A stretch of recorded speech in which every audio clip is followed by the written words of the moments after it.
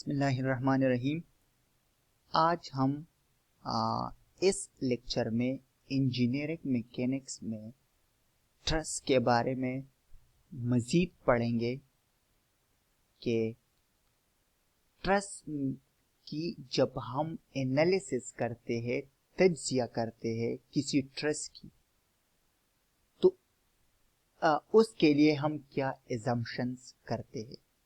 सबसे पहले हम एनालिसिस के बारे में कि एनालिसिस का क्या मतलब है।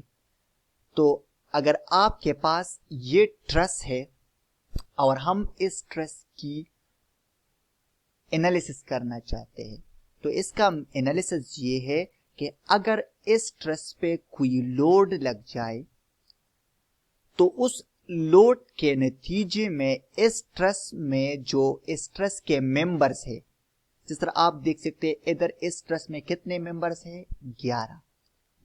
तो इन 11 मेंबर्स में लोड के नतीजे में फोर्सेस पैदा होंगे। किसी ट्रस में खिंचाव पैदा होगी और किसी ट्रस में दबाव पैदा होगी। हमने उस खिंचाव और उस दबाव को मालूम करना होगा। तो ये किसी लोड के नतीजे में जब कोई लोड किसी ट्रस पे लगता है तो उसकी वजह से उस ट्रस के जो मेंबर्स होते हैं उनमें फोर्सेस पैदा होती है। फोर्सेस कंप्रेसिव भी हो सकते हैं, टेंसाइल भी हो सकते हैं। ठीक है, फिर उनको मालूम करना क्या कहलाता है, एनालिसिस कहलाता है। ठीक है, तो इस एनालिसिस के लिए हम क्या एजम्पशंस करते हैं, क्या फराइज है इसके लिए। तो सबसे पहला है कि all members have negligible weight. Truss के जो मेंबर्स है हम इस तरह तस्वीर करते हैं कि इन मेंबर्स के की जो अपनी वजन होती है वो नेग्लिजिबल है, मीन वो शुमार करने के लायक नहीं। ठीक है, सबसे पहली एजम्पशन ये है कि जब हम किसी ट्रस की एनालिसिस करते हैं तो उस ट्रस के जो मेंबरान होते हैं उनकी जो अपनी लोड होती है, वजन होती है, वजन होता है, उसको हम नेग्लेक्ट करते हैं। हम कहते इधर चूंकि 11 मेंबर्स है तो हम इन 11 मेंबर्स का अपना वजन कंसिडर नहीं करते कि इनका जो अपना वजन है वो नेग्लिजिबल है। ठीक है, तो इसका मतलब ये है all members have negligible weight. दूसरा एजम्पशन क्या है, दूसरा एजम्पशन है कि all members have uniform cross section. इसका मतलब ये है कि अगर हम ये फर्ज करें ये मेंबर 1 ले ले तो इस मेंबर 1 का जो एरिया होता है वो through out the length constant होगा।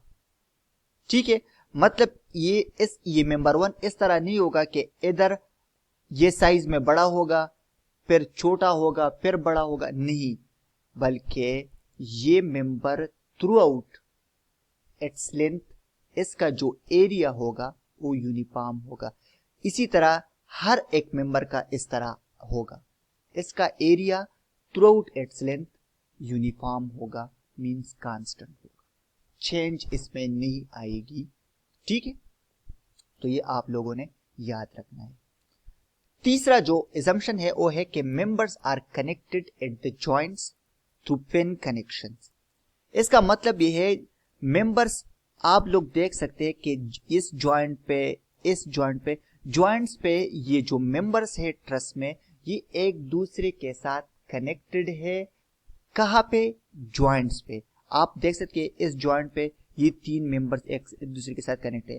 इसी तरह इस जॉइंट 4 पे ये 5 मेंबर्स कनेक्टेड है। इसी तरह जॉइंट 6 पे ये 3 मेंबर्स कनेक्टेड है। तो मेंबर्स एक दूसरे के साथ जॉइंट पे कनेक्टेड है। ठीक है, और ये जो जॉइंट्स है ये और ये जो कनेक्शंस है, कनेक्शन ये पिन कनेक्शन होगा। कोई आपसे 2 किस्म के कनेक्शन होते हैं, एक होता है रिजिड कनेक्शन, एक होता है पिन कनेक्शन। तो ट्रस में जो कनेक्शन होता है जॉइंट पे ओपन कनेक्शन होता है, याद रखना है आपने।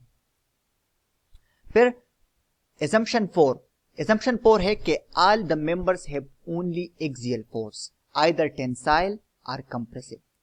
हमने पढ़ा ना कि जब ट्रस पे लोड लग जाए तो इस लोड के नतीजे में ट्रस के जो मेंबर्स होते हैं उनमें फोर्सेस क्रिएट होती है, और ये फोर्सेस जो होते हैं या टेंसाइल होंगे या कंप्रेसिव होंगे।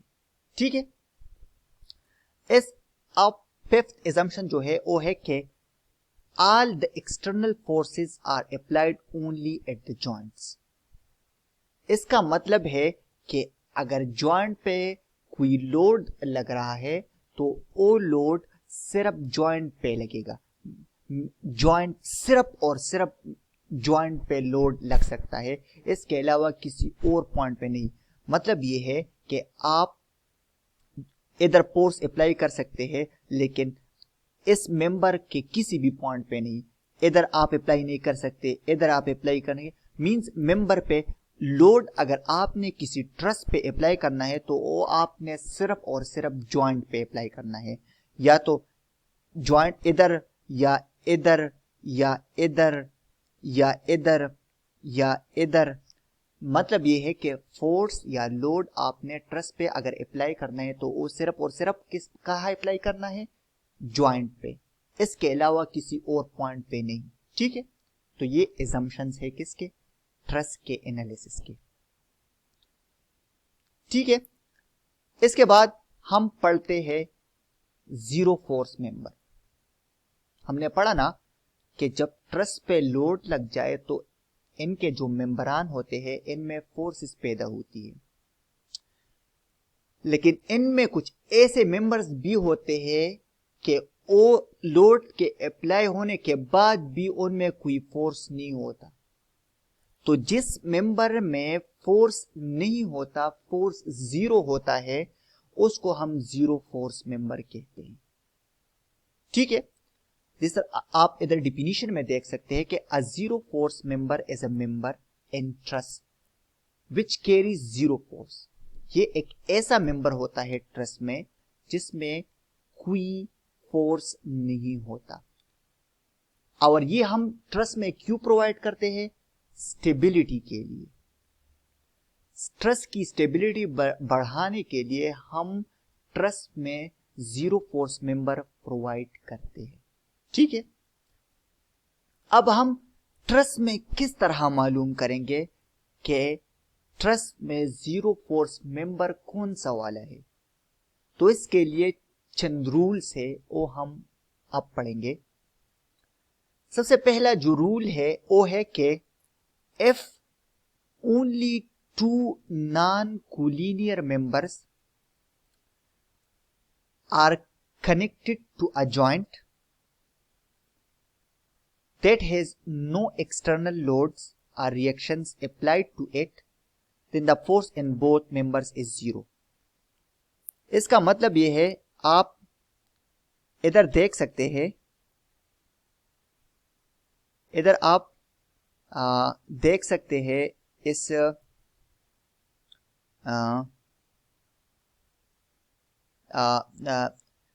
ट्रस में, जब किसी ट्रस में एक जॉइंट पे आपके पास दो मेंबर्स हो, दो मेंबर्स, और उन दो मेंबर्स के दरमियान जो एंगल हो वो जीरो, वो परपेंडिकुलर, वो 90 ना हो। ठीक है। और उस जॉइंट पे कोई लोड अप्लाई ना हो, कोई सपोर्ट ना हो, तो उन मेंबर्स में जो फोर्सेस होंगे वो जीरो होंगे। देख सकते हैं आपके if only two non-collinear members। Non collinear का मतलब ये है कि ये अगर दो मेंबर्स है आपके पास और इन दो मेंबर्स, ये दो मेंबर्स एक दूसरे के पैरेलल नहीं है और ये एक जॉइंट पे कनेक्टेड है, और ये जॉइंट इस तरह का जॉइंट के उस जॉइंट पे न कोई लोड लग रहा है और न कोई सपोर्ट है, तो इन मेंबर्स में जो फोर्सेस होंगे वो जीरो होंगे। क्लियर है। आप इधर देख सकते हैं ये ए को आप देख ले, एक मेंबर ये है, एक मेंबर ये है, और ये दोनों इस जॉइंट ए पे एक दूसरे के साथ कनेक्टेड है। अब आप देख ले कि ये दो मेंबर्स एन के दरमियान जो एंगल है वो 0 नहीं है ना, वो क्या है, 90 है। ठीक है, तो इनको हम कह सकते हैं कि ये नॉन कोलिनियर है। अब आप इस जॉइंट पे देख ले कि इस जॉइंट पे कोई लोड लग रहा है तो नहीं लग रहा। आया इस जॉइंट पे कोई सपोर्ट है तो सपोर्ट भी नहीं है। तो जब इस तरह का केस हो कि दो मेंबर्स हो, वो एक जॉइंट पे कनेक्टेड हो और उस जॉइंट पे न कोई लोड हो और न कोई सपोर्ट हो और इन दो मेंबर्स के दरमियान जो एंगल हो वो 0 ना हो, तो फिर इन दो मेंबर्स में फोर्सेस क्या होंगे, 0 होंगे। इसी तरह आप इसको देख ले, ये भी एक मेंबर है, ये भी एक मेंबर है, ये इस जॉइंट पे कनेक्टेड है एक दूसरे के साथ। आप देख ले कि इनके दरमियान एंगल क्या है, 0 नहीं है ना, इनके दरमियान एंगल क्या है, 0 नहीं है। तो ये भी ठीक हो गया, इधर कोई लोड भी नहीं है, इधर कोई सपोर्ट भी नहीं है, तो इसका मतलब ये है कि इन दो मेंबर्स में फोर्सेस क्या है, 0 है। ठीक है, तो ये आपने याद रखना है। एंगल अगर 0 ना हो दो मेंबर्स के दरमियान और जिस जॉइंट पे ये एक दूसरे के कनेक्टेड हो, उस जॉइंट पे न कोई सपोर्ट हो और न कोई लोड हो, तो फिर इन दो मेंबर्स में फोर्सेस क्या होंगे, 0 होंगे। ये आप लोगों ने याद रखना है। ठीक है, इंशाल्लाह नेक्स्ट लेक्चर में हम इसके नेक्स्ट जो रिमेनिंग 2 रूल्स है उनके बारे में पढ़ेंगे। आप लोग इस पे गौर करें। ठीक है, कि अगर किसी जॉइंट पे, जिस जॉइंट पे न कोई लोड लग रहा हो और न कोई सपोर्ट हो और उस जॉइंट पे दो मेंबर्स हो और उन दो मेंबर्स के दरमियान जो एंगल हो वो 0 ना हो, तो फिर इन दो मेंबर्स में कोई फोर्स नहीं होगा, ये 0 फोर्स मेंबर्स होंगे। ओके, तो आप लोगों ने ये याद रखना है। इंशाल्लाह नेक्स्ट लेक्चर में हम मजीद रूल्स पढ़ेंगे इसके।